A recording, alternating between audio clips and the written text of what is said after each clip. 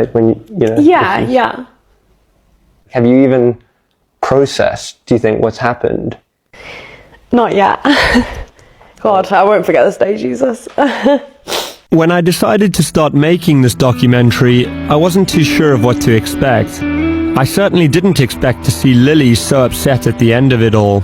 I thought perhaps in years to come she may look back at this day in sadness, but not so instantly afterwards. She had stressed to me throughout my time with her how excited she was for this challenge and how this was her fantasy, so to see her so visibly upset at the end of it all was really sad. But my confusion was only added to in the days following our filming with Lily, as she announced to her fans that in February of 2025, she would be sleeping with 1,000 men in a single day to break the world record. Last week I did 101 guys. Now this was just the warm-up, because in February I'm going to be the first person ever to reach 4 digits of guys all in one day. Yes, 1,000 guys. Maybe what we witnessed that night was just someone overwhelmed with emotion after completing such a monumental challenge.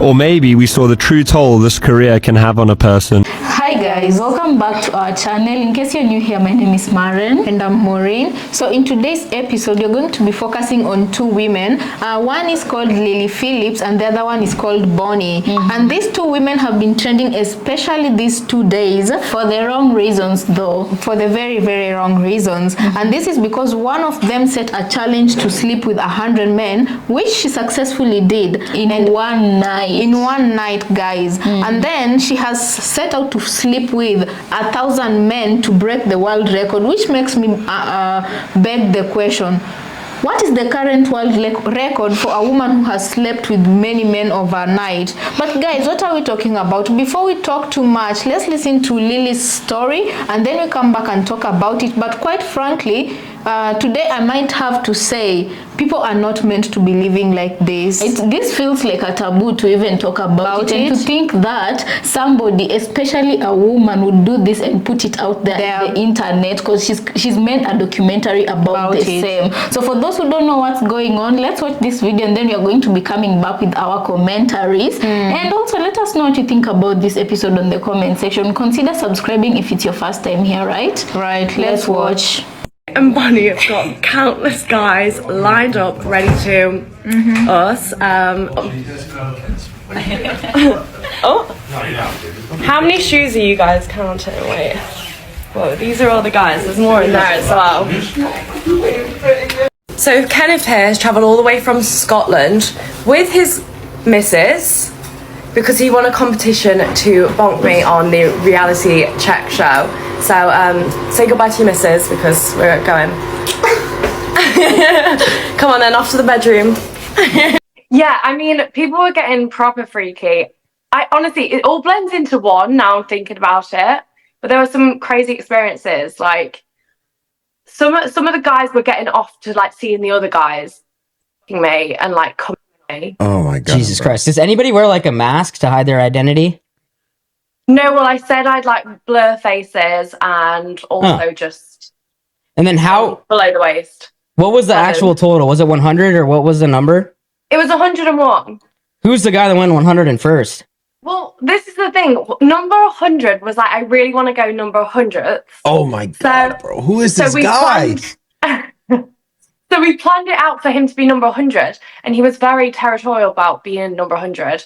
And then another one turned up. And so we kind of had to like separate them both and not let number 100 see number 101 that was going to go after him. Otherwise, he wouldn't have been happy about that. But yeah, no, it was just a random black guy. What would you do if you find out you had AIDS? There's no more I can do. What would you do if you find out you had AIDS? You can take like blockers and things like that. No, but what would you do if you found out you had AIDS tomorrow? Because one of them condoms bust, yeah? Because you're thinking, oh yeah, risk and reward. But what would you do, yeah? Yeah. Honestly, yeah? Yeah. If tomorrow, because you get tested every 2 weeks, yeah? Yeah. Tomorrow they phone you and they said, oh, Lily, we need you to come in. Yeah? You've got woo. How would you feel about life? You can go and take medication. Oh, so you'd be cool with that, having AIDS? No, but it's the consequences of my own actions. So you'd be cool with it? I understand. So would you be fine with having AIDS, HIV? Would you be cool I with understand what goes on when having sex. So you'd be cool with it? That is life. But bad things happen all day. Wow. You know, I might get cancer and die tomorrow. Why would I not want to do something that I You're enjoy? willing to catch AIDS? I never did. Those words come out my mouth? Because you're saying you don't care, basically. I'm saying I would deal with it. You know, that's life. What I'm saying. You don't mind. But bad things happen all day. I'm sure. Like, not if you take the correct precautions. You're not testing these people. You're not. You said they are mandatory. It's they're not not mandatory. You said they're not mandatory. Yeah, I did. So you're not taking the correct. You're not. But then I wouldn't be able to do. I wouldn't be able to do what I want to do. You're not. You would be able to do what you want to do. You're just not caring. I wouldn't be able to find 100 guys to show up. You had 500. No. Put the application in. Yeah, and loads didn't show up. So, like I said, I wouldn't be able to do what I wanted to do. But what difference would it make? Why did you need that 100? What difference? Because whatever would have turned up, you would have got the same amount of interaction. Pardon? However many would have sold up, you would have got the same amount of interaction. Video. I know what I'm talking about. No, 100. It doesn't matter. They're still going to watch. Whether it's would 30, you not go more viral and be more successful No. if it says Have you slept with a father and son at the same time? Yes, yeah. I think that's brilliant. Like, to have that much of a good relationship with your son, or, you know, for the son to have that much of a good connection with their dad, I think it's fantastic. Too many people, especially 18-year-olds, I know when I was at school, would argue with their dads or wouldn't have a good relationship with them. But I think to have that much of a good relationship that you can come with your dad to sleep with me is fantastic. Yeah, see, this is where it's either you and me are on a completely different page, or it's just generations, because I think the father needs his head kicked in for that. No, definitely not. Yeah, I know you think that, but I think that is one of the most outrageous things I've ever heard, and he needs his fucking head checking. The dad is just a guy himself, and if he wants to be pleasured and have fun in the bedroom, he deserves that as well. So with his son. Yeah, so I think why not? That's if you've got a good connection, fucking nuts. Take me from both ends. What was it like after cleaning up after bang? Messy. Hundreds of condoms, boxer shorts, tops, stained bed sheets, wet bed sheets. So even when you hear, you know, that she slept with 158 guys in 2 weeks. It's just part of a job and that's it. So you don't have any kind of, you know, emotional response to it? At first I did, but not anymore. Bonnie, when you told your parents what you do, how did that conversation go? I actually didn't tell them. A video got leaked. I would have always told them. I'd only just started, so I wasn't ready to explain why I've chose to do this job. I was gutted at first, I really was. It was shock, but it was just a shock because it's something I never thought she would do. What has Bonnie achieved doing it in your eyes? Well, where are you going next month? Yeah, we're going on a really nice holiday. So her making all that money, how has it affected you? We've had nice holidays and nice gifts, but that doesn't bother me. She's happy, so I'm happy because she's happy. If she wasn't happy, but she's happy, she's safe, making lots of money. I watched the Lily Phillips documentary, and I'm a women's sex coach, and I want to give you my perspective. So I work with women to empower them to connect authentically to their sexuality and their pleasure and their bodies, right? The work I do is kind of like a therapist, but I work in more holistic ways using psychosexual somatics and tantric approaches, right? If you don't know already, Lily Phillips is an OF creator, and she set a challenge to sleep with 101 or 100 men. And there's a documentary about it, right? So first of all, I just want to say, this is no shame or disrespect to Lily or any sex worker or OF creator. She's actually a really likeable woman. Not that you need to be fucking likeable to be respected, right? But she is a really likeable, beautiful young woman, right? But what I want to say is that this isn't sexual empowerment for women. It just isn't, right? It might be financial empowerment, but it's not sexual empowerment. And every so often, Lily Phillips and Bonnie Blue, another one, they kind of like present this as it's like empowering female sexuality, and it's like they're doing something that they enjoy. and getting paid for it.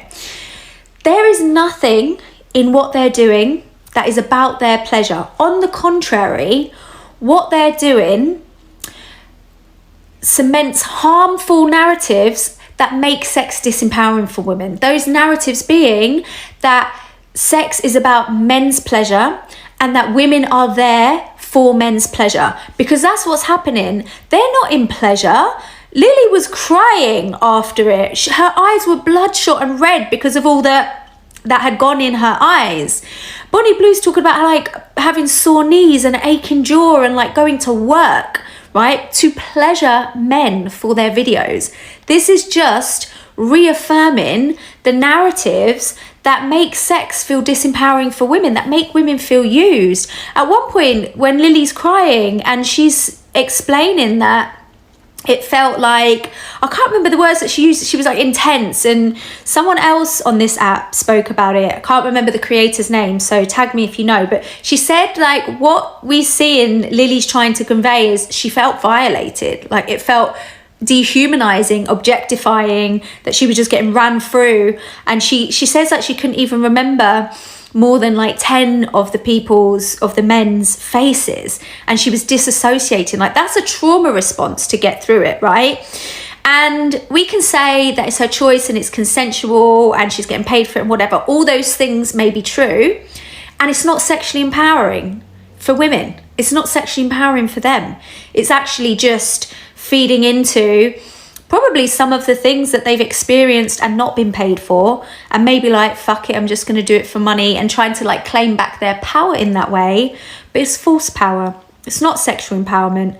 Sexual empowerment for women is centering women's pleasure, right? Not doing things sexually that our bodies aren't fully okay with and like a full yes to, right? Not just giving, not being used or objectified for male's pleasure. You know, that's what women's sexual empowerment is. So no disrespect to either of these creators, you do you, but this isn't sexual empowerment. And anyone who's listening and watching needs to know that. And we need to know that this is actually feeding the continued disempowerment of women sexually, you know. So guys, welcome back. Let us know what you think about that episode on the comment section. You know, I feel like, oh Lord, I don't know how we got here as a society, and like what would make an individual, a woman, want to do this to herself, you know? Yeah, because it's not normal or right for people like Lily and Bonnie to want to normalize these things, you know? Because guys, even in the Bible it says one person for one rib for one woman. Guys, I don't know, because you know when you have intimacy, you become one. But she has had intimacy with hundreds of people, and you know when you have intimacy with people, things get inside you, and the wrong thing might go inside you, spiritually speaking, that is, of course. Yeah, and another question I have is, for her to get these 100 men who are willing to sleep with her in that night, I want to ask myself, what was the state of mind of these men? Because from the documentary, they were being lined in a room in order of who goes in after who, you know. Right. And I'm like, where did this lady get the strength to go for all those rounds? Like, didn't she even get tired? And then guys, what I'm asking myself is, because as I understand, she got 500 applications but only 100 turned up, you know. So I'm like, okay, thank God the other 400 remembered to pick their dignity from the application form and go back into their senses, you know. But for these 100 men, one was even accompanied by his wife, girlfriend, his partner, let's say that in short. So in this case, you know, even if we listen, we don't judge us a trend, this might be taking it too far. I don't know if this is what gave her the brazen okay, I don't know if this is what gave her the bravery to come out on the internet and say her own piece, hoping people to listen but don't judge her. Yeah, but on a deeper level, guys, you know, you have to ask yourself, what happened to this lady for her to, you know, like there are things that you can stand up and be proud of and call them achievements. You know, you can literally, if I get a college degree that I've always been wanting to get, like I want to be a medical doctor, that is something that I'd like to advertise to the world, you know. If But I she become doesn't a very look prominent, proud. exactly. She pretends to be proud of her accomplishments, but I don't feel like genuinely she is proud of what she has become. Yeah. I feel like I might be wrong, right? But there's something that must have happened to her for her to turn off her humanity and disregard her body, which is her temple, like that. Yeah, and you're asking yourself, you know, what exactly happened to her for her to get to this point where, because, you know, the documentary somewhere, she was crying after she had a busy night. She was crying and she looked like she was regretting. I would say that's her deeper subconscious that was trying to her. wake her That up. was her human side, because God meant for us to live, you know what I'm saying, to live with guard our dignity, bodies like his temple. And you know, you can never be right up here if whatever you ingest or whatever you put into your body is not clean. correct. And there's no way you'll be proud, Maureen. How are you going to date a man and hopefully want to have a family because she's still young, and maybe you can say she's doing all this foolish stuff because she's young, but what I'm saying is there's consequences to every action. And if you want, as every woman, well, most women who are young and grow up later, they want to have families and they want maybe to get married, you know. Why is she going to start, and what man is going to want to date her? Because one thing they usually say is that the internet never forgets, and especially in this day and era. And you know, when the mom says that when she first heard of her profession, of course she didn't agree with it, but it reached a point where she was fine with it. I feel like that's the Bonnie mom. Blue's mom. Oh, it's It's not Lily's mom. That is Bonnie Blue. Regardless, Bonnie Blue's mom, I feel like she's doing it for the money. She's completely letting her daughter sell herself for the money, because no sane mother would ever be okay with their kids doing this kind of work, disregarding their body in order for them to live well, you know. And then another thing I feel like these two women, one of them wants to break the world record by sleeping with 1,000 men, right? And this is Lily. So for her to come and advertise it like this, it's like she's giving an early application for those who want to participate in whatever it is. And also for her audience, if it will be aired in OF, for her audience to start paying for early advance tickets, if you know what I mean. I do feel like maybe this is her grand retirement plan.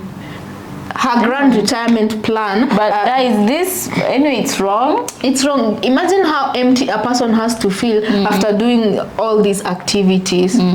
And then, guys, when these two ladies say that whatever activities they're partaking in is because they want to empower women to explore their sexual potential, I feel like that is the highest hypocrisy of the order. You're not doing it for anyone but your yourself. own reason. For your own reasons. You're not representing any female, be it black or palm-colored or in between the brownies and all of that. You're not doing it for any woman whatsoever. You know, you're doing it for your own personal gratifications. Damn, this is messed up, you know. It is. And you know, I was even thinking to myself, I thought men are supposed to be jealous beings, territorial, possessive, because like many a times when men find their women cheating, they won't stay with that woman. So how then do you even disregard to be number 20, number 30, and even up to number 100, and you don't mind? Like I don't really understand it. For the guys who are in this platform, please help us understand this way of thinking. This is just immoral decadence. It is just, yes. And they're pretending to be mentoring young women. They're not mentoring young women in anything. And the funny thing is that they have a young following. I'm wondering why people are following them. These are young following. I'm guessing the ones that are looking for experience in that department. So they follow Lily and Bonnie because they want to gain that experience. Yo, guys, let us know what you think about this episode. we just felt like we had to bring this because it was trending on the internet, and also you have to look at different aspects of this. You like some people in this generation that far gone, you know. I don't believe people in this generation are far gone. I just believe whatever people are consuming nowadays is not good for people. Whatever they are consuming, and at the end of the day, a lot is being normalized that shouldn't. Yeah, a lot of things are being normalized that they shouldn't be normalized. And at the end of the day, I think it's just now up to parents to really closely monitor their kids. Although nowadays it's harder than how it was 5 to 10 years ago. Yeah, so I feel like parents just monitor your kids so that you can know what they are watching, especially with self-proclaimed mentors like Lily, who are trying to mentor young women into exploring their fullest potential. Yeah, I think we'll leave it there. Let us know what you think about this episode on the comment section, and we'll catch you later.